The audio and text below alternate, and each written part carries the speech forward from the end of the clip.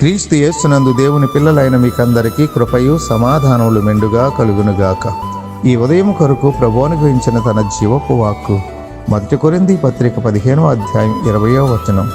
ఇప్పుడైతే నిద్రించిన వారిలో ప్రథమ ఫలముగా క్రీస్తు మృతులలో నుండి లేపబడి ఉన్నాడు. సజీవుడు. యేసు సజీవుడు. క్రీస్తు పునరుత్థాన దినము ఈ భూలోకం మీదనే ప్రప్రథమును ఆఖరినిదై ఉన్నది. ఎందుకంటే అంతకుముందు ఇలా పునరుత్థానమై లేచిన వారెవరూ లేరు. ఇది చరిత్ర ప్రత్యక్ష సాక్ష్యం. ఆయన ఖాళీ సమాధి నోరు తెరచి సాక్ష్యమిచ్చుచున్న సత్యం. ఆయన లేపబడని ఎడల మన విశ్వాసం వ్యర్థమే. అప్పుడు మనమింకా పాపులమై ఉన్నవారమే అవుతాం. మన క్రైస్తవ్యానికి పునాది ఆయన ఖాళీ చేసిన సమాధియే. క్రీస్తు యేసు ఈ లోకానికి నరావతారిగా వచ్చి అనేక అద్భుతాలు చేసి తుదకు చనిపోయిన వారిని సహితం లేపినటువంటి గొప్ప దేవుడు.